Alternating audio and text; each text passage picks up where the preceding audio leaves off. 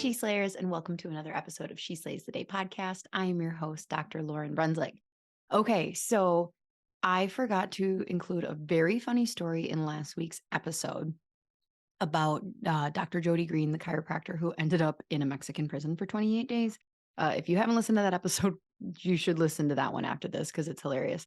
But I wanted to, so listening about how easy it is to end up in a Mexican prison made me terrified to go to Cancun with my family for like the third time in January. But it also reminded me of, I think it was 2 years ago. It was 2 years ago. And we were going to the Riviera Maya, which is, you have to fly into Cancun airport, which is the same airport that Jody Green flew into and got taken to prison. So I had told my girls, because they're old enough now, like, pack your bags for the plane. Not the whole, I packed their, calm down. I packed their like bags for the trip, but just pack your carry-on that is going to entertain you for the couple-hour flight. So my youngest at this point, she was 6 or so. She comes down and it's like the day that we're going to be leaving. And this backpack, I like lift it and it is heavy as heck.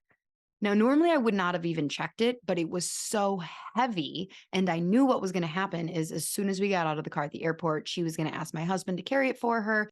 And we're trying to like build character and be like, no, you packed your bag, carry it. So I'm like, what does she even have in here? So I open up this bag and she's got like 4 or 5 books, which were like, okay, you have a Kindle, but all right. And they're just books that, whatever. She's going to take 5 minutes to go through. An Alexa with a charging cord plug attached to it, and some stuffed animals. And at the bottom is a like 6-inch fake, like plastic, but very realistic looking ninja knife. Like, I don't know what they're called, but like a 6-inch blade. That she was just gonna go through TSA with. And my husband and I were cracking up like, oh my gosh. Could you imagine? And okay, we wouldn't have gotten to prison because like American TSA probably would have been like, hi, yeah, no, you can't do this. And we would have been mortified, but yeah, no. So I was going to tell that story last week in the intro, but I forgot. So there you go. Now you get I almost went to a Mexican prison too story. Literally, you guys have heard that literally is now also figuratively. And I think I might just be old enough now that pisses me off. So you will not hear me saying literally, figuratively. You will get literally as literally. Okay. So this episode, Dr. Jay LaGuardia, I've known him for a very long time, for most of my chiropractic career. And I bumped this episode to kind of the front. It wasn't supposed to be released until January, but I wanted to bump it because I think that this is a prime conversation to prep you for like if you are ready potentially to join the Multipassionate Chiropreneur. So towards the end, the whole conversation is great, but towards the end, Dr. J and I begin talking about wealth building and the issues that hold chiropractors back. And the level of conversation isn't for every chiropractor at all points in time. But if you are listening to this episode and you are like nodding your head and you want more, I highly recommend that you make sure you are on the wait list for the Multi-Passionate Chiropreneur. The course goes once a year, starts January 22nd, but it starts on sale December 7th. So if you're somewhere between now and January 22nd, we may be onboarding. There are 32 spots. They will sell out.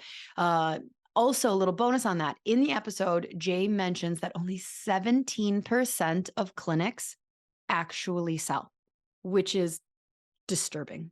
It's very disturbing because a lot of chiropractors, that's their retirement plan. And so he talked about how he did it a different way, and he coaches chiropractors through a process to do instead of selling their practice.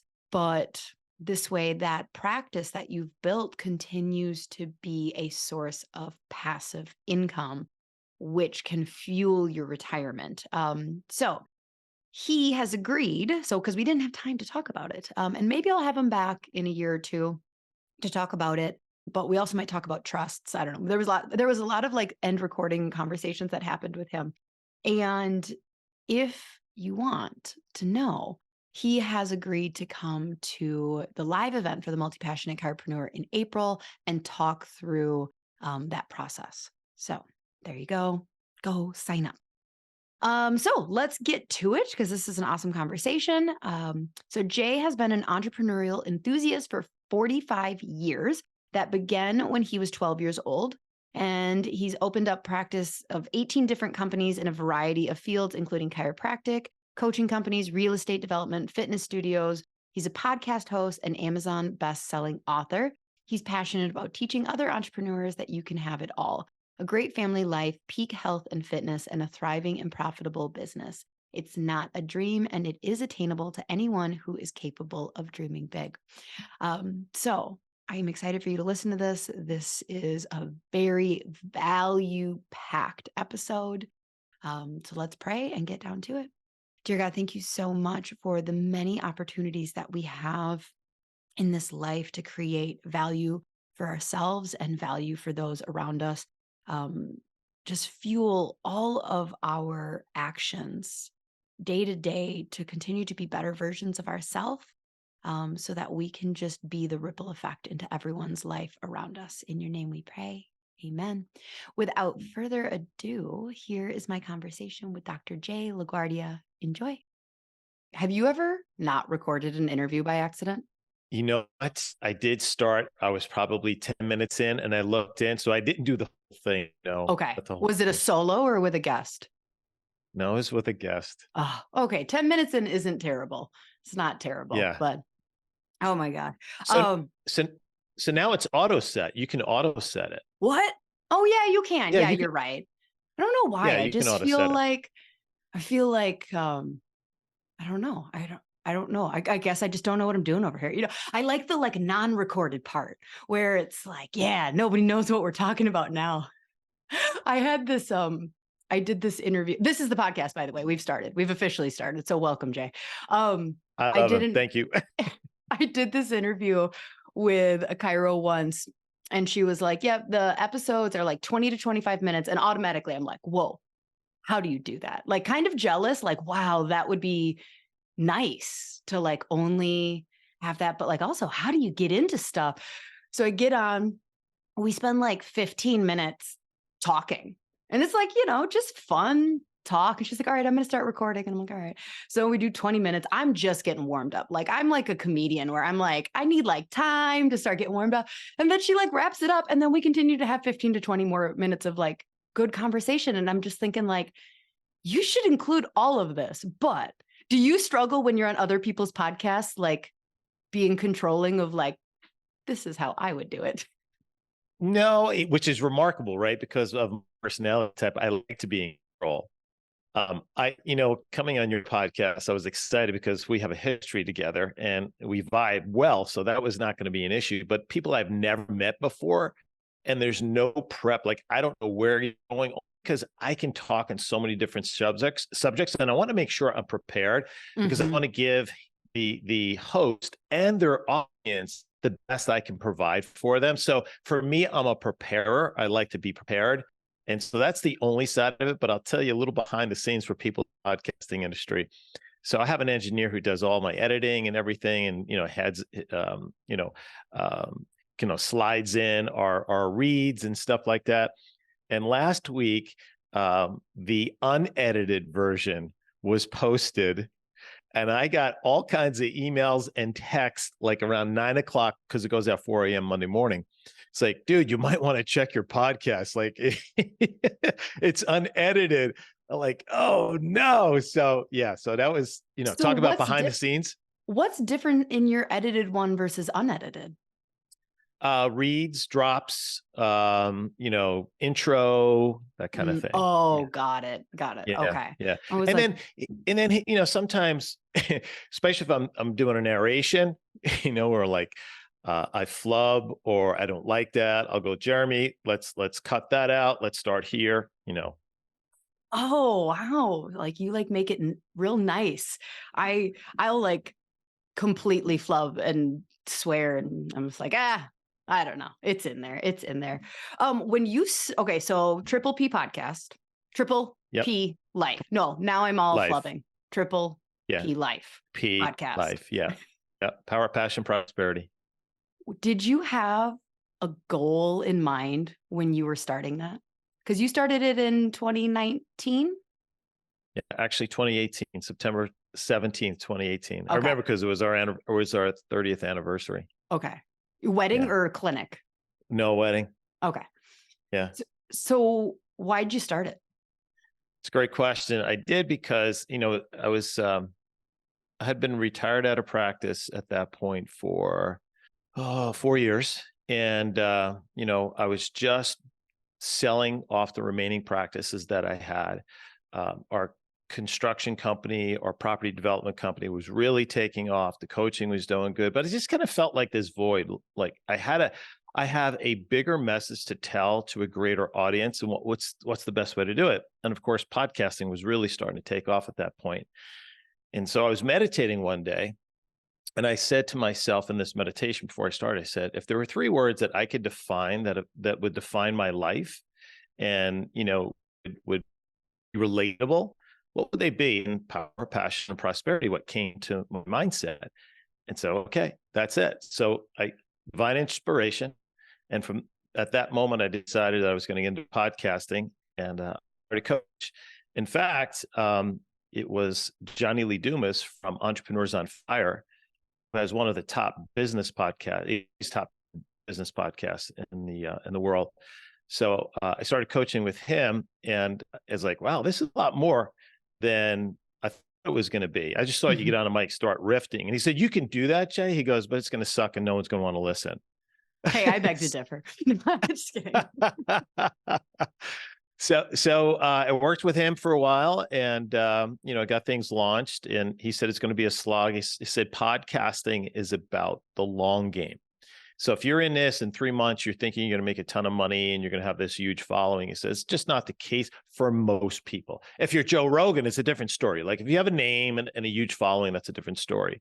He said outside family and friends, build that beyond that, take some time. And he said, you got to be in. He said, I give yourself at least 2 years. And so that's what I did. Okay. And did it take that long to get, and I'm assuming you're still growing and. Oh, yeah. Yeah. So more than ever, and every year we continue to expand and grow because our network's expanding, right? So it's very generic in that sense. I would say at a year and a half, I'm like, man, this is not going as well as I thought. I'm not a quitter, and I really believed in the message and believe in the brand, and so I stayed with it. And probably by the end of year 2, we really started to see some traction, and year 3 and 4 really took off. Did you? So I think what a lot of people don't understand is that like the average podcast within a week has like 30 downloads. And then within like 30 days, it's like 126. I said, fuck it from the beginning. I was like, there's no way I would have lasted 3 months if those were our numbers. So you said you kind of did a launch. Did you like do pre-work to like get excitement for it? Yeah, I did. I also pre-recorded my first 3 episodes. So it would be boom, boom, boom. So there was content to pull people in. And because if they listen to one and you only release one and they really like it and there's nothing else to go back and listen to, you can lose them there. So I thought that was a real benefit for any aspiring podcast, I would recommend doing 3 pre-launch, and then we just marketed and promoted it within our network, and I encouraged them to promote it, and that's really how we launched with it. And so we were at 100 downloads a week, I would say, by the end of the second month. Okay. Well, actually, I don't take that long. It's week 6. Okay. Yeah. So that's, and then it just keeps growing from there. I started the Instagram first, and like kind of about 6 weeks earlier, and was just doing some kind of, promotional stuff on there, trying to get people excited. And we had so I did a launch team. So I asked for, somewhere between 30 to 50 people who would, in exchange for like this little, like I sent them like this little notebook, I mean, tiny, like notebook with some stickers and like a handwritten note from me saying like, thanks for being on my launch team. And then in exchange, I sent them some like things to promote on Instagram. They got access to the first video. And so they shared, and which is interesting because like a lot of these people had no idea who I was. So I don't know why I guess they just wanted the stickers. Like people are like, sure, I'll do anything for stickers. And so, yeah, like the first episode was crazy. It was like 1,000 downloads. Wow, that's I fantastic. know. I was like, oh shit, okay. But then you're like, all right, well, is that gonna keep going? And it did. So I'm like, all right, fine, I'll keep going. But I remember like 6 weeks in being like, oh no, this is forever. Like, there's no, all right, I did that for 200 episodes. Now I'm done. It's like, yeah, no, that's just keeps going until you quit. And my personalities are not quitters. So we're like, damn it, I'm going to do this forever. Well, no, and so the other aspect of now is we're in, okay, what's the next iteration? Mm-hmm. So we live kind of in rural, just south of Eau Claire. We're not that far, but the broadband here is terrible. So we want to do, video and YouTube and a whole 9 yards, but I don't have the internet capacity to do that, to compress a video and make it look good. However, we just had fiber optic cables brought in, and I think we're going to be hooking up very soon. So that's going to be a real possibility. But if you look at some of the real transcendent brands now in the marketplace, they're all doing their own media companies. And I kind of have a vision of that, like a variety of different podcasts under one umbrella. Maybe I shouldn't be sharing this. Oh yeah, you should. It's just you and I. It's fine. But that's kind of my vision going forward and what I'd like to do. So tell me, like, what does that look like from a business perspective? What does that look like? Well, so right now I'm with my show, my content's all over the place, right? So it's on health, it's on fitness, it's on mindset, personal growth, finance. So what I'd like to do is proportion it out and have a specific show for each. So when a listener comes, it's like, okay, what's he talking about this week? It's like, okay, Jay talks about this, you know what I mean? And, Larry talks about that and Karen talks about that. So that's the idea behind it. And then from a platform base, from a business model standpoint, as you expand, obviously, right, your reach expands. And then, the kind of the corporate attachment begins to show up as well, too. We have resisted, we're probably pursued like you are as well, too, to promote different brands and products and stuff. I've been very, very precise about who I want to align the brand with, because, we could have brought in a bunch of different sponsors that I don't really think align with our brand. And then that means I wouldn't be true to my audience and I'd just be selling out.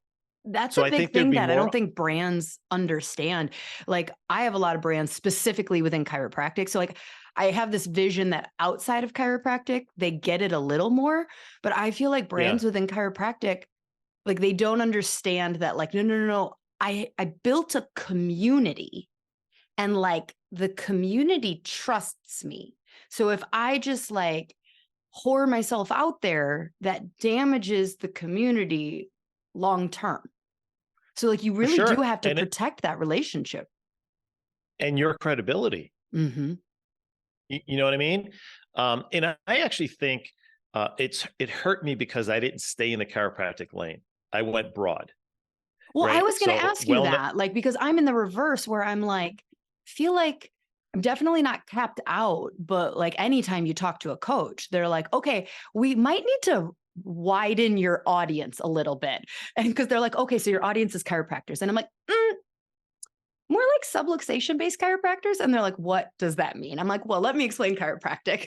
And I'm like, so I like insult half of the profession.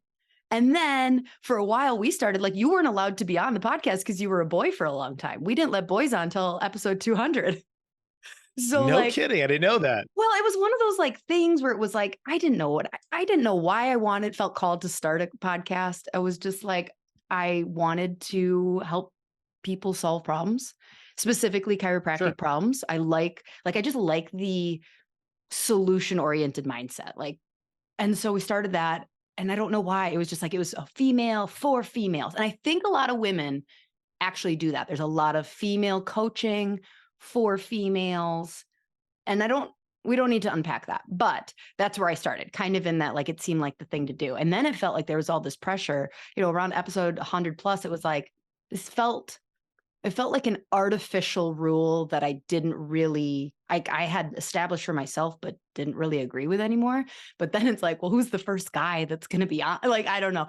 So so it finally, we're like, all right, this is dumb. And so it finally happened. So now you're allowed on, but I don't know where I was going with that. Oh yeah. So I was like, well, first it was female subluxation base, and then I let boys in. Yeah. Well, and like I said, I think it really hurt us because I didn't stay in that lane. Not that, I'm the most known, but very well known within the profession. Yeah. And I could have leveraged those relationships, maybe in a similar fashion that you did, but I didn't want to be known as the chiropractic podcast. There were some out there that were already doing it. And please, I want your listeners to understand, because I know you got a lot of docs on here. Chiropractic has provided everything in my life. It's helped me grow up as a person, as a businessman, as a dad, as a health expert, so on and so forth. I owe everything to chiropractic. I love this profession immensely. But I think sometimes as a profession, we're very myopic and short-term thinking. And as a result of that, we get stuck in our own cocoon and also in our own echo chamber. And so we're talking to the same audience over and over and over. And I did not want that. I already did that for 25 years. And so part of the vision that I had is, how do I get to more people beyond this particular network? And maybe that's a little grandiose, but, I just felt that, the things that I have learned in my life that have served me as far as mental, physical, and spiritual and financial, have been so incredible. And I've helped coach so many people to these things, and I see the results. Why not share it to a broader audience? Yeah, absolutely. But it is tough, like most of the episodes, that we're talking about with chiropractors, these are small business issues. These are entrepreneurial issues. These are family issues. Like, I had guys going like, this isn't even a female issue. Like, the struggle of work-life balance is like, that's here for me too. But, okay. So when you say chiropractors are myopic, what do you mean by that? Because I know what I would mean by that, but what do you mean? Yeah. So, again, for the sense of not pissing anybody off they're here. so used to, well, that's good. They're fine. They can handle it. So you and I were just at a seminar a couple of weeks ago. Mm-hmm. And when I go back to a chiropractic seminar, and by the way, I'm not renewing my license. I was there because I wanted to be there, not because I had to be there. Wait, are you literally not renewing your license? No, not after this biennium. No. What? Yeah. I mean, why? I mean, I've been retired 10 years, right? I have all these other businesses. My joke is, I said to my wife, I said, if things go to shit to where I have to go back to practice, life went really way off the rails. You know what I mean? So, okay. I don't need a license to coach, So, anyway, so the myopic part. Yeah. And of course, please, your audience, please understand, this is not a broad statement in the sense that everyone's like this, but in general, as a profession, number one, we have low self-esteem as a profession. Yeah. Right. We always come from this, trying to reach the mountaintop, and, people are always trying to push us back and hold us back. And my belief is we do that ourselves, right? Especially now. It's not nearly the case as it was, let's say 30 years ago when I first got into practice. So we see very limited potential and opportunity because as a profession, we have this low self-esteem. So we don't see the potential within our business and what we do and the impact on the lives that it has. So we play way too small, way too small. And, when I have chiros who reach out to me interested in working with me, I interview them. Like if if they're unwilling to challenge themselves to grow, I don't want to work with them. Like if they're just trying to solve a new patient issue, that is a myopic view. Yes. Yep. I see what right? you're saying. Mm-hmm. If they're just trying to figure out how to hire the next CA, that's a myopic view. So I want, to help people to understand, as you mentioned, all business issues translate. Here's another thing I always hear is, well, chiropractic is different than any other business. And I'm like, have you run any other businesses? Do you own any other businesses? No. Well, then let me tell you that's bullshit, because I've opened or started 18 different businesses, and 4 of them have been multi-million dollar businesses. So they translate across the board. So don't think your issues are unique and different to any other professional or any other entrepreneur, because they're not. I do think that there's a part of the slight myopic difference that like a lot of healthcare. So like a lot of people go and get their MBA, which is basically like, we're training you to think about business, but yet you've got dentists and vets who are probably the closest to chiropractors in the like, well, yeah, no, you're going to go run a business, but broadwise, they're kind of accepted. They don't have to sell what they do type of thing. So I do think that like chiropractic is unique in the standpoint that so many of them fall in love with chiropractic, not running a business. They weren't like, I want to be an entrepreneur when I grow up. I'm going to go get my MBA. They went, I want to be a chiropractor. And then they realized like, oh, in order to be a, air quotes here, real chiropractor, I have to run a business too. So like, I do think it's slightly different in that endpoint of that. They're like, fuck, I didn't really sign up for running a business. I just wanted to like adjust an atlas. So here's the thing about that. And I think you're 100% correct.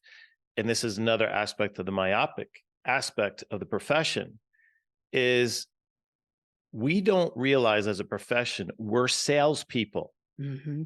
I know when I say that from the stage, I see people's face cringe. They like cringe. It's, what do you mean sales? That's gross. I'm a doctor. This is healthcare. I'm sorry. You are in the sales business. Mm-hmm. You just happen to sell chiropractic and a model of health that's unique and different that they're familiar with. And if you don't learn how to sell, I don't give a crap how well you can move an atlas. You are going to struggle. Mm-hmm. Absolutely. So that's another part of the myopic aspect of it, because learning how to sell is not hard. There's simple techniques, and like anything with some skill sets and some training, you can become an exceptional salesperson. Again, my own personal experience, when we were in practice, the first whatever years it was after we purchased it from Pam's dad, we had it for like 15 years, and we were an insurance-based practice. And I saw where the trends were going, and reluctantly I said, you know what? Let's get ahead of this. But I knew from a business standpoint, it was a smart way to go. So we were 82% insurance, seeing 4,000 people a month, 82% insurance. Within less than 24 months, we wound up being 78% cash and 22% insurance. You want to take a 30, almost a 40-year practice, and it's like turning around a barge, because it was a mindset shift, first for us, and then for the patients. Yeah. And they all stayed. I mean, most of them, our volume didn't change really at all. No, because your mindset wouldn't have allowed it to go down. But. Exactly. So I hear, I can't do that. You're right. You can't, if that's what you believe. Yeah. Yeah. Chiropractors, that myopic thinking is definitely holding us back. And I mean, so here's the deal is where do you think this anti-sales come from? Because BJ sold the shit out of chiropractic. Yeah. Like, dude, like radio, like, is there anything more salesy than like a radio, like, so when did we get too good for this? Like, where's this pressure that like, is it a chip on a shoulder? Or is it self-guilt within a chiropractic? Okay, so is it a chip on our shoulder to prove? Or do you think it's more this weird thing where I wouldn't admit to other chiropractors that I sell because I'm in this for impact and you're going to think I'm in it for money. Because like, of course you're in it for impact. Like you have to be a really terrible person for me to automatically assume you're in this for money. And okay, you know what? No, I would never assume a chiropractor went into this business for money. So like, I know It's you way would. too hard. You're an idiot. Yeah. So like, where did this anti-selling thing, in order to be a real chiropractor, I can't be focused on the money, come from? Okay. So two things there. First, you said impact, right? You can't make impact if you can't deliver, if you don't have enough people to serve. And you can't serve if you can't sell. That's one. Number two, my humble opinion, this sales mentality really began to shift when chiropractic was accepted into insurance plans. Okay. Because prior to that, all those older chiropractors, that's all they did was sell. They would do lay lecture. My father-in-law did a lay lecture every single, this is not hyperbole, 5 nights a week, and they had to bring their spouse and their children. This is how he built one of the largest practices in the world. But for him, it was joy. It was teaching his passion of chiropractic and this simple above, down, inside out philosophy. He always said to me, he said, Jay, the key to being successful in business is telling people where the power comes from. Where turns it on? How do you turn it? What turns it off? How do you turn it on? And what's the benefit of keeping it turned on for the rest of your life? He said, if you do that, you never have to market a day in your life. You just got to get enough in front of enough people. And so he did lay lectures. And then guess what happened? Insurance came. And no longer did you need to do that because now you were on a plan. And people started to come to you, not because you were you, but because you were in some sort of reference book. That makes sense. So now it became easy. So we got on the tit of insurance and we're getting paid 100%. And then, subsequently over time, as they always do, they start taking it away. And now you're getting paid 70%, 60%, 20%, whatever. And now docs who are in that mode can barely pay their bills.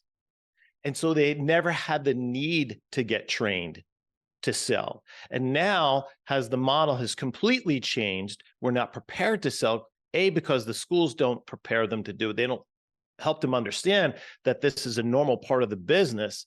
And B, they're either reluctant to go out and seek the knowledge of how to sell properly, or like you said, they're taking the little bit of breadcrumbs that they get from the insurance just to survive. And you know as well as I, most chiros are basically in survival mode. So you bring up, this, that he did this every night, this lay lecture. And my gut reaction to that, without offending your father-in-law, is like, oh, that's old school. It is old school. And not that it's wrong, but what's hard, I feel like now, is we've got millennials and whoever comes after us, and then whoever comes after us, Gen Z, and then whatever. That, like I told you, this is work-life balance thing is not just a female thing anymore. Like men are like, hey, hi, I have kids. I don't want to get home every night when they're already put to bed. And so there's a lot of chiros that are very comfortable. Like, again, Roberto Monaco was on, and he's big about the health talks. And it is inspiring to hear. It's definitely inspiring. But as someone who did health talks, it was just like, I hated doing them. And, it was just like, well, I want to be with my family. And so it's like this straddle of like, where's lazy and where's just not wanting to be uncomfortable, and where's like work-life balance? Like, how do It's an amazing question. It's an amazing question because you really nailed something right there. So in the generation in which, my father, his best buddies were Sigafus and Clarence Gonstead. So is that generation, right? And all they did was practice. They had nothing else in their life. So he would golf on Sundays and, spend a little bit of time with the family. But my wife said she never saw her dad because he never got home before 8 o'clock or 8:30 at night. But that was the generation. Now, I'm telling you that was then. And now it's very different.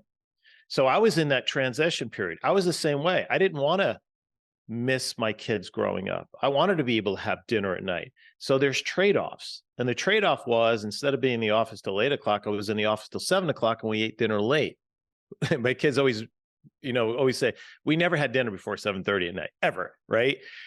And so, but I got to the point where I was practicing 2.5 days a week, and I was crushing it in those 2.5 days a week. So I had 2.5 days a week to run my business and have time to spend with my kids and so you can do both now. But what's the one element necessary to be able to do that? You need to be able to sell effectively, to be able to create the volume and the revenue that affords you the opportunity to do that. Right. And have banging systems and procedures to see. Well, 100%. And teams and sure. Right. For sure. Yeah. So then so let's say you're coaching someone and their age doesn't really matter, but for this podcast, they're a chiropractor. And you're trying to differentiate whether they're holding on to like this, I don't want to do talks because I want to be with my family. How are you figuring out, no, you're just uncomfortable and you're hiding behind, you want work-life balance? So the first thing I would do there is we would sit down and map out their core values. Because once your core values are clear and prioritized and delineated, it's easy to see where you need to spend a majority of your time. Most of us spend a majority of our time on low value activities that really don't move the needle and don't fulfill us. And we wonder why we're stuck in the same spot over and over and over. So if we laid out and did the core values, and let's say their top 5 core values was God, family, health, business, and finance, I know where so then, okay, if one of your top core values is business and success and finance, right? Income, revenue, stuff like that. But yet you're not taking the steps to do it. You're incongruent with your values, which is internally going to create strife and stress, which is going to break you down over time. So then I know it's a lack of comfortability or know-how. So then from that standpoint, then we begin to break down, what are you willing to do to achieve this, right? And then from there, and this is the other thing about goal setting that most people don't know. The reason most people fail at goal setting is their goals don't align with their highest priority and their highest core values. They're low values. So therefore, if you don't do, it's not that big of a deal because it doesn't really motivate you. But if it's the highest values, your goals are going to be very important to you. So then I help them establish those goals in those areas. And then from there, we create strategies. And then I find where the bottlenecks internally are. What are the limiting beliefs right now that are holding it back from taking those steps? So it's definitely a bit of a process.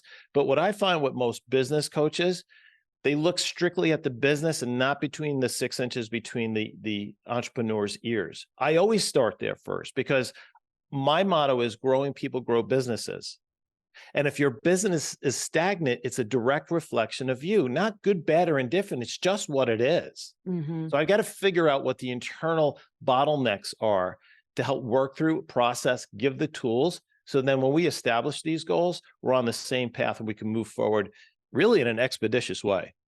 Okay, real talk here. So you listed 5 core values that if I didn't roll my eyes, or if I did, I didn't mean to offend you because it was not you. But who isn't going to pick those 5, right? And in that order. So like God, you said God, family, health, business, and finances. Those are wonderful. Every single person listening is going to go, oh, well, if that's in a list, I mean, I've got to pick those, and especially in those order, sign the cross. So all right, this is the real talk where you do therapy for Lauryn. Let's say, because I would put those in those order because that is what I'm supposed to do. And who in their right mind wouldn't, right? Like you don't put God, you're going to get like struck down by lightning. And it's also easy to put your family, you of course, family probably is my number one, but does my time reflect it? No, because my time is like, you would go look and go, Lauryn, yours is actually business. Well, it's because I have health. And until I don't have health, I'm going to keep business my number one. And I have a very great family, a great marriage and kids. So then like, yeah, they're probably up there, but like how I spend my time completely takes for granted those things. Does this make sense at all? It does. So here's where I would challenge you in the sense that time is not the issue, Okay. right? So we think, and this is where the illusion of balance is. Like I partnered with the ULA guys for a few years. We started a corporate training program. So they wrote ULA, Balance and Unbalanced World. It was a bestseller. And there was this whole concept of balance in life. And even they would admit it, balance is an illusion. Because when you spend time on your highest priorities, time stands still. Time is timeless. So you can literally spend time doing something within any of those core values, which may feel like 10 minutes, but you just spent 2.5 hours on. But your intensity and focus and present time consciousness in that allows you to steal time in other areas because you're so present in those areas when you're there, as opposed to with family, you're on your phone, your cell phone, and you're checking your Instagram page rather than talking to your kids at Mhm. dinner time that we see all the time. You go out to eat and you see families, all four of them are on their cell phones. Like, how ridiculous is that? Right. And it's the same thing when it comes to business or finance. So I gave you kind of the fluff part of the core value stuff. What I actually then have them do is assess and evaluate how congruent they're living within that core value. So we score that, because how they score it tells me what they're spending their time on. Number one. And number two. Number three is then we chunk that down significantly. Okay, so what does finance mean? Right. Right. So yes, finance may be the category, but it could be financial independence. It could be opening multiple businesses. It could be leaving a legacy, creating a trust, whatever it might be. Right. So you really have to work within those parameters to really scale it down so you can get to the real precise issues within each of those categories. So let's say when I work with somebody and they say health or fitness because they think they have to say it. And I say, okay, well, they assess it and they come in and they say, I'm a 4 out of 10. Okay. So where is it lacking? Well, I haven't worked out in a year, right? I eat fast food every Wednesdays with my team or whatever the case may be. Mhm. So there's really ways of breaking that down to the point to get to the core issues that once you do, and it starts to reflect those highest values, it's really transcended in productivity, happiness, low stress, and success. Okay. That makes a little more sense. I still think I need to come. You have a GPS summit, right? Is that what it's I, called? Once a I year? All do. right. All right. Yeah. I'm Yeah. assuming you go through the core values thing there. For sure. We did Okay. that last week, and everyone said, who was there for the first time, and a lot of people repeat over the time, but they were like, man, I've never done this before. And here's what they realized. I spent so much time, because after that, we do an assessment of where they spend a majority of their time, because it all flows together.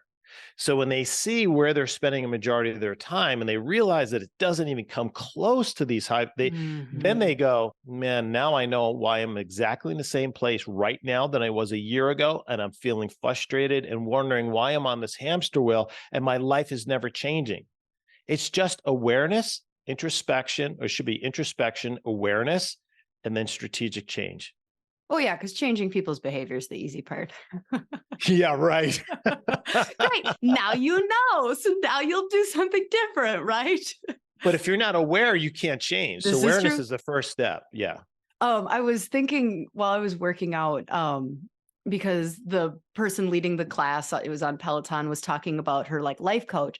And I was thinking about like, so I go to therapy and I was wondering like, are therapists like I think therapy is becoming much more mainstream, but I think that like life coaching and therapy, like, does anybody have both? Well, except people have lots of time, but like it is so important to have one of those in your life that's like constantly poking those holes of going like, are you spending your time? Are you doing what you say is important to you? And is that incongruent living in out of alignment or Yes. not incongruency is what's just contributing to so many people's anxiety and issues. So, all right, I Yeah. want to, yeah, go ahead. Real quickly, because I think this is an important point to that. we know life is energy, right? All life is energy. And we are either attracting or repelling into our life the things that we want, don't want, based on the energies that we emit. And the fact is that we have to get aligned energies with our highest desires to get the life that we want. And to me, that has been the biggest revelation over the last 20 years. That is, I feel so blessed to understand these concepts, but also understand the tools. How do you do that moment by moment? And self-check and come and go back as far as being aware of what am I omitting? What do I want to experience at this time? How do I choose to show up? Because every moment we're choosing what emotions we want to be present in, whether we know it or not. The thing is, why not do it consciously? So then you can create the reality you want. And it seems so much, you're like, yeah, you're right. I could choose to be different. Then your brain's Sure. like, no, I will overpower you. All right. I want to talk about the triple P. Sure. But I want to talk about the third P in the triple P. So prosperity. Mm-hmm. What does that mean to you? It's about thriving in all areas of your life, your health, your relationships, professionally, business, and financially. It's this concept. So we were talking about balance before, right? Mm-hmm. I say balance is an illusion. People think having it all is an illusion. And I'm here to tell you it's not. You can have incredible relationships with your family, loving, deep meaning. Do we fight? Of course we do. I love it. We're Italian. That's what makes the family side of it fun, right? But we love each other immensely. I'm blessed to have great health. I've got incredible businesses and I'm financially independent. I don't have any special gifts or talents, but I love this concept of prosperity because it's real and it could happen for everyone. There's just a formula how to make it happen. Okay, well, all right, next question. No. So there's a formula. Yeah, that's called a tease. Yeah. in the podcast world. So do share. Okay. So reference point here. I didn't make this up. I only added a single element to this that I thought that was appropriate. I had Sharon Lechter on. Sharon was Richard Kiyosaki's CEO and co-author of Rich Dad Poor Dad. So pretty cool, right? Mm-hmm. And after about 10 or 11 years, she left Richard, and she actually was appointed to the President's Council on finance, like teaching kids in school about finance. And then she worked with Napoleon Hill Foundation. And when she started as CEO with Napoleon Hill Foundation, and when she got there, they found this manuscript that Napoleon Hill wrote in the 30s, and it was called Outwitting the Devil. And she read it, and she says, "Oh my God, this is as good as Think and Grow Rich, but no one knows about it because it hasn't been published yet." So they published it, and she annotated it. In the book, he talks about this formula of success. Again, I added one, and I emailed Sharon. I said, "Sharon, I love this." I said, "I think there's an element missing." She goes, "What?" And I'll tell you here in a second. She goes, "You're absolutely right." I said, "So can I use this? Obviously, I'll give you guys credit." She goes, "Yes, of course." So here it is. It's P plus T times A plus F plus T. Okay, so P is passion, right? Power, passion, prosperity. Another reason why I love it. Have you ever met anyone in your life who is successful who's not passionate? Not. You're thinking hard. No, because even what I would say is those that I wouldn't consider passionate about something I'm passionate about, they're successful. They're passionate about what they view their success as. That's what I meant, is like, I might not view someone as successful or passionate, but they are super passionate about where they're successful in life. So my answer was no. I have not. Okay. So, and that's where we need to be careful. And I've learned this as well too. My definitions of success is not your definition of success. You know what I mean? But success as you, the individual, the listener, would define it. Mm-hmm. So the second in that formula is T, and that's talent. You've got to have skill sets. Mm-hmm. And by the way, right, training to become a chiropractor is developing your skill sets, but that's only the beginning of the training. It has to be ongoing because things are always evolving. And the more skill sets we put in our toolbox, the greater value we can create for our clients and our patients. And Mhm. guess what happens? The number one asset you want to have is incredible value. Why? Because universally, the higher value you create, the more compensation you make. It's just the way it goes. It's Mhm. called the law of cause and effect. It's in Catherine Ponder's 16 Laws of Dynamic Prosperity, one of my favorite books of all time. So the first A is associations. You are the sum of the people you hang out with, whether you like it or not. And if you're the smartest person in the room, you have to find a new room Mhm. because you're never going to grow if you're always the smartest person in the room. So one of my humble strengths is I always, I'm really good at building relationships and I always attract really smart people in my life. So much of my business success is because I've partnered with really smart people who are smarter than me in certain aspects, and I've learned from them and they've helped me become successful. So build your network of really smart people. And I would also argue the smarter they are, the more success they've had, the more willing they are to mentor. Why? Because they're Mhm. successful because of other people, Right. right? So the next A is actions, right? You got to do stuff. You just can't sit there and just hope and wish it happens. So you've got to start to take some actions in the alignment of your highest desires. And then F is faith. Now, it could be theological or religious faith. I have nothing against that. But to me, what that element means is faith in self. Because the first thing we do when we desire something new and different, we are going to be bombarded by this thing called ego, Mhm. which is the false self. It's the persona. Ego wants to keep us locked up safe underneath the bed eating a Snickers bar, doesn't want us to step out of our comfort zone because ego is going to give us this bullshit story that, hey, you know what? You tried something like that before. You didn't do so well. You might want to step out of that. Well, what people think if you try it and you're successful? Or what if you fail? Right? All these conversations that any human being is going to have as their ambitions elevate. So if you don't believe in you and your capabilities, you've got no shot. Right. And that's why your association is important, to get people around you who believe in you, who Right. build you up. Right. And then the last one, the one that I added that Sharon was good with, was time.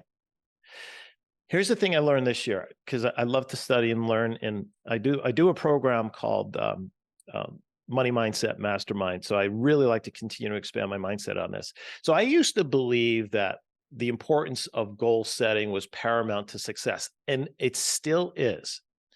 And in the goal setting process, right, you've got your SMART goals, and the T is time. When do you want your goal by? So we put this artificial timeline of when we want to achieve the goal. But here's what I've learned. I took a course with Bob. He was in The Secret, and it was on money mindset. Anyway, he was on my podcast. And he said, Jay, when you do that, what you're doing is you're restricting universe's capacity by creating resistance to bring to you what you want sooner, or to be aware of the opportunities that present itself sooner to help you achieve that goal faster. And I really stopped and thought about that, because when you put a time limit on, so here, let me give you a perfect example. So let's say my goal next year is to double my income. And so my goal is by December 31st of 2024 is to double my income. Mhm. But in April, an opportunity comes my way that I'm not prepared for, or I'm not aware of. In other words, my signals are not connecting with it. But this opportunity affords me the opportunity, or the ability, to radically increase my income, and I missed it. And I could have increased my income or doubled my income by September instead of December. Right. The thing is when you're in aligned energies, universal messages and opportunity are flowing your way all the time. We have to be open to receive. And the only way you do that is in the presence of awareness, to be aware to the messages that are coming to you. Because oftentimes what will happen is those opportunities will take you in a different direction, but to get to the same result. So we think we have to go A, B, C, D, and it Mhm. may be A, D, C, B, Mhm. because we're linear thinkers. And the universe is It's not. not. Its potential is infinite. So we have to get out of this linear thinking. So P plus T times A plus F plus T. Okay, but hold up. I'm sorry. I got a little confused because it sounded like time, you didn't want to put time on there Correct. because it limited there, but you included time in there. Okay, so if I didn't explain that properly, let me do so. Give it its time. Right. So if I put 6 months to achieve a goal, but it's 7 months, great. If it's 2 months, great. It doesn't have to be at that 6 month period of time. Got it. So it's being open to the time frame in which that can happen. Right. Yeah. Okay. Trust in the universe. It's going to bring it to you when you're ready. Right. Yeah. I think that there's so much in there that, you know, I think we have a lot of passionate people. It's so easy to look like the 20-year-olds and be like, yeah, you're passionate. But then, you know, the T is the talent. Okay. So the skill set aspect is where I kind of want to like dive in. Sure. Because I think that, so, all right, I'm going to come back. There's going to be a question in here, I promise. So I posted a reel a couple months ago or something that you had commented on. And it was something along the lines of like, unpopular opinion. Most of the rich chiropractors, you know, didn't do it on just chiropractic or something like that. And it was kind of this idea of just like waking people up of like, okay, my thought behind it. And it's so hard because it's like, here, I'm going to take this really big thing and I'm just going to make a controversial 7-second reel about it and then just let it implode and people get mad.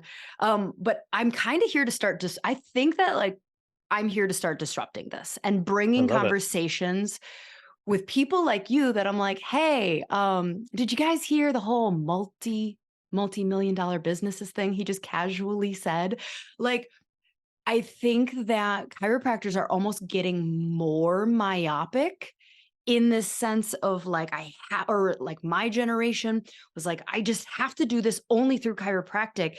And they look at these big chiropractors that they're like, wow, that life is beautiful. That's so great. He seems like he's got all this freedom.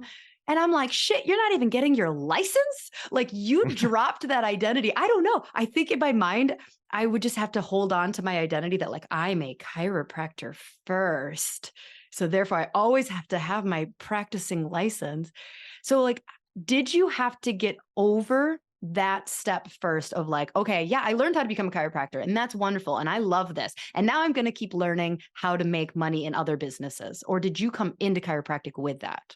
No, not at all. In fact, it's just the opposite. And I'm grateful for that because I tell this story. I told it at the summit last week because the afternoon is all on finances. It's on prosperity mindset and financial strategies that the wealthy people know that, the average working person will never know. And it's not like anybody can't do it because I did it. Right. So, I got my first bonus check. I think it was at the end of my first year of practice. It was the largest check I'd ever seen in my life at that point. And I went to a financial advisor. I didn't know what I was doing. I said, hey, I got this money. I want to invest it. I knew I should invest it, right? So I invested it. 6 months later, the entire amount was gone. Now, he got paid, right? He got paid. I lost it all. And I remember walking out of his office. First, I told him, our working relationship is over, number one. And secondly, I said, this is my fault because I didn't take the responsibility to learn and understand about what I was investing in. And I put it in the hands of somebody else. And I realized no one's going to protect my money better than me. So I made a commitment myself at that point that I was going to start working on my financial intelligence.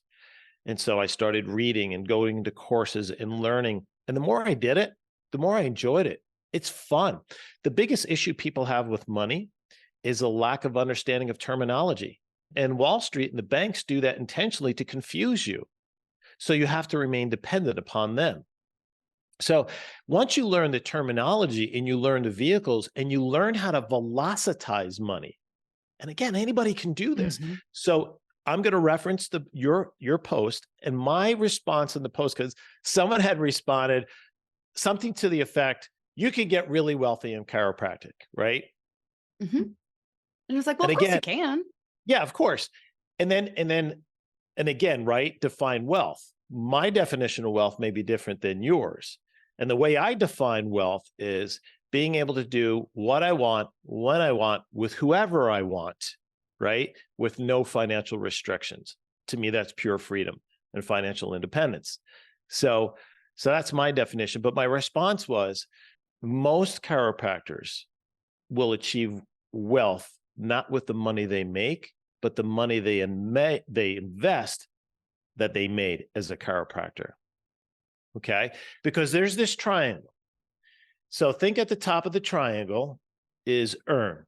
So this is, our income. So on the bottom left-hand corner is save. And then the bottom right-hand corner is invest. How do you velocitize that? Well, what you do is the more you make, if you're diligent and disciplined enough, you proportion a good amount into savings so you can then invest in assets, not equities, assets. More millionaires are made with real estate and as with business. So I said, okay, I started divesting in equities. We had a 401k and all that. I hated that stuff. So I started divesting and I started put my money into buying businesses, starting businesses, and real estate. And it works, and it works really, really well. But it started because we were really disciplined when we first started in practice. We took a very, very low base salary, and we figured out how to live on it with kids. And then we would take distribution payments, and almost all of it would go into our wealth account. We had an account specifically designed for wealth accumulation. And that money could only be spent on assets, appreciating assets or revenue generating assets. You can't buy a car from there. I can't buy a second home from there. Well, isn't that appreciating asset? Yeah, but it's also a cash sucker, right? Second homes, lake houses, beautiful. Don't get me wrong, but they suck your ability to save more money to buy more assets. And my whole goal was to have assets. Mm-hmm. That's how I was able to retire at 50. So what kind of assets, if you weren't buying second homes, and I mean, obviously a car is not an asset, but yeah, what kind of assets were you investing in? Yeah, so our company, we develop large projects of multifamily living around the state and outside the state. So it's commercial property as well, but most of ours is in the residential market. Yeah. I feel like 3 years ago, well, honestly, so I had someone on the podcast and she was talking about real estate syndicates. And I want to say this was like a year and a half ago. And she was talking about how basically prior to, so it was called the country club law, or like that was the nickname of it. And they got rid of it sometime during Obama. I almost said Obama's reign, but like, anyway, whatever the thing we call it, the presidency. And my jaw almost hit the floor because the essence of the law was like, you can't publicly talk about how to get rich. Like that's kind of what it was. And then you go into the A of your equation. So then what does that do?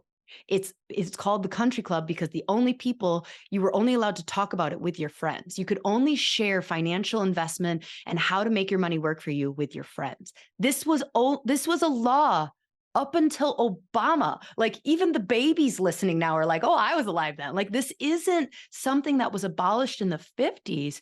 Like this was something that very recently you brought up, like they want us to be confused with the terminology and this and that. And it's like, so once that kind of light bulb went off of like, this is not a myopic chiropractic thing. This is not. Most of like, if you have a parent in their 60s, they were trained to put all their money into 401k and they were trained that was what you do. And when you are 65, you will live the good life. And it's like, what? It's horseshit. It's horseshit. And I'm not doing that. Interesting, in the book that I referenced from Sharon Lechter, he talks exactly about that. But interesting, this is in the 30s, and here we are nearly 100 years later, and we're in the same mindset. So here's the interesting thing, right? We're talking over 100 years, this has been taught and handed down from generation to generation, taught in schools. Go to high school, get your diploma, go to college, get a degree, and go work for a big Fortune 500. Get your 401k, save for 40, 45 years, and then retire and then live off the money. Here's the reality. These are hard facts. The average 70-year-old has $170,000 in their qualified plan. 170,000. If you get 4% interest on that, you're going to outlive your money in about 5 years. Then what? Okay. 1 out of 4 people have zero money in their savings. This save and scrimp and then live off that nest egg for retirement doesn't work. First of all, that money won't outpace inflation, so your dollars are worth less. Secondly, just by the life expectancy, you're going to run out of cash before you pass away. Not a good thing. And you can't count on Social Security. Okay, Jay, so what's the option?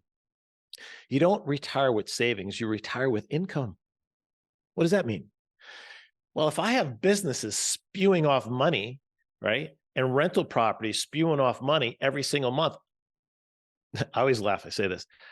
I know how much I'm going to make minimum when I get out of bed on January 1st of each year. In fact, I could sleep the entire year and never get out of bed because every month I know how much money is coming in from these, assets. And so I don't have to worry about, now, do I have savings? Sure. But that's not what's fueling my retirement. So we got to shift how we're thinking. And so from an entrepreneur, from a chiropractor standpoint, you guys thinking out there, right? I'm in agreement. Forget the 401ks. You don't have control over it. Right now, because we're in so much that there is talk from the Fed that they're going to, the government's going to take control of the 401ks to help pay down the debt, the national debt. Now, will that happen? I don't know. But there's talk of it. I don't like that it's even being talked about. No, seriously, right? So again, right, increasing your financial IQ, listening to what's going on. What I'm suggesting that you do is if you think of that triangle, you should take, and people say, well, how much? Well, how quickly do you want to get financially ahead? But it's about 18 to 20% of gross income needs to go to savings, right? To be able to generate the kind of income to live a good life. So when you get in your, so at 70, you're not the Walmart greeter because you need a job just to buy groceries. And that's where we're going here. Mm-hmm. And I don't think this concept should be that hard for chiropractors. So like, there's, chiropractors, we know, like when we talk about health and like the matrix that, being unplugged from the matrix when it comes to health. So we can easily see most chiropractors are like, a little conspiracy theories enough when it comes to health and all the jabs and, so like, and we can look and go like, oh yeah, they're doing this, whatever reason you do. And you go like, yes. So the same thing they're doing to keep us sick, they're also doing it to keep us broke. Absolutely. So like all that like coercion and like, no, they wouldn't do this. That chiropractors are like, yeah, no, they would. And you're just being a little sheep and it's okay. I love you. You're a cute sheep, but you're a sheep. They're also doing that. You are also plugged in they just want you broke. They do. Want you broke. Look at the student loan system. Oh my God. I had a student loan expert on and she was talking about now what chiropractor, like there is no pay it off. So if somebody has $200,000 in debt for student loans, it is this game where they're going to pay like $200,000 and some $1,000, $270,000 probably total by the time it gets forgiven and like the tax thing that they have to do at the end. But yet still the amount they technically owe the government is still 200 because they never even touched principal. It was all interest. And I'm just like, that's a weird fucking game. Like what? It is. Like, okay, so you're going to write off the debt that I didn't pay. Like, it's just this weird thing where it's like, this is messed up. And I think Kairos is like, you have the capability to wake up, but you have to be okay with going, yeah, I'm a chiropractor, but I also am going to start getting smart about my money. Yes. I mean, you work hard for it. Why wouldn't you? And why would you give it up to someone else? And I can go on for this stuff for hours, and the worst thing you do is put it in the bank, right? So here's the deal, right? So you're getting 5% now on a savings rate. So you put it in a bank, 5%. Let's say you got $100,000 in the bank. The bank, because of fractional banking, can loan out 100% of that money. Your money's not in the bank. And the banks are only required to keep 2% of cash that's on their books in the bank. There are over 170 banks in the United States that are considered unstable, that could fold. So what happens then? So the bank crashes, right? Yeah, well, I got FDIC. Yep, I'm insured. Yeah. Yeah. Well, if you got 170, guess what? There's only, I think, 60 or 70 billion in the FDIC fund. That'll never cover it. That'll never cover it. And if you've got more than $250,000, guess what? Anything above that, that won't be covered. So then if you go and you got 100,000 in the bank, they loan the 100% out. Wow, they give you 5%. Amazing. But you get taxed on that, right? How would you like to become your own bank where you pay a fraction of the interest rate? You can loan yourself money, and the money, so if I had 100,000 in the bank, I want to take 25,000 out to, I don't know, do whatever, right? Pay high interest credit on a card or something like that. That amount doesn't go down, and I'm still getting paid interest on the full amount of 100, and yet I'm paying a fraction of an interest rate back to pay back that 25%, and it's protected. It's protected against creditors in debit, and it's not reported to the government. Wouldn't you like to know what that is, and learn to know what that is? Like, these are the things, that I mean, I love teaching because people are like, that can't be true, Jay. Like, that's some sort of scam. No, it's not. I promise you it's not. Yeah. So I'm just going to help a bunch of broke-ass chiropractors. Stop being broke-ass chiropractors so you can be a rich-ass chiropractor that still does chiropractic. You're probably still going to do it, but you do it with a lot less stress. We talk about chiropractors being in fight or flight. Well, one of Maslow's hierarchy of needs, the baseline root of that triangle is having stability and being able to pay, your bills. And so we've got all these chiropractors that are in fight or flight because they're broke.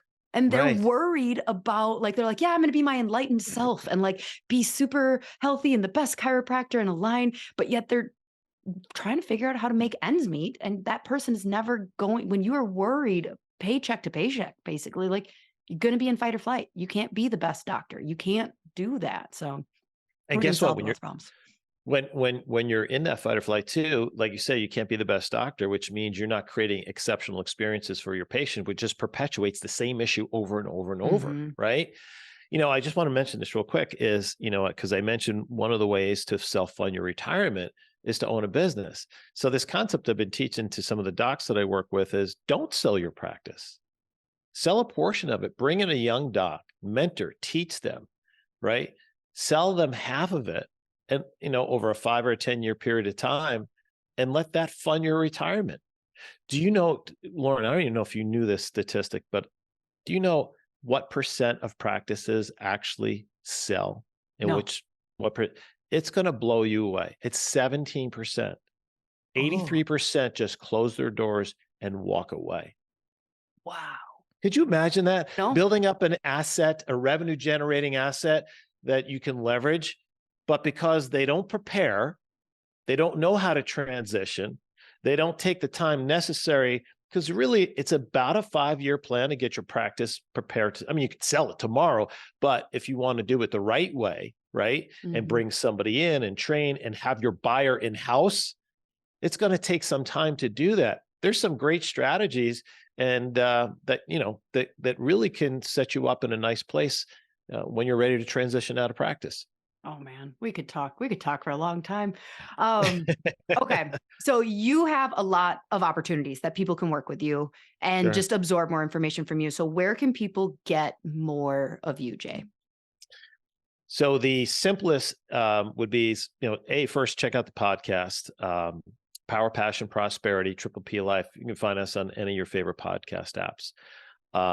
You can reach out to me, Dr. J, so DRJAY at tripleplife.com. I always respond to everyone's email. So if you have a question about anything I mentioned today, you have a question about what we do, or you can go to our website, powerpassionprosperity.com, and you can learn about the services we have. If you're interested in learning how to up-level your money mindset, I have a free 3-day challenge, the Money Mindset Challenge, to help you identify what your money story is. We all have a money story. And most people, the money story is of scarcity, and it's not their own fault. Because as you know, right, a child lives in theta up until the age of 7 or 9. So from month 3 to month 7 or 9, they've taken in all the conversations and the experiences around them from their parents and teachers and society about money. And most of it is from scarcity. Mm-hmm.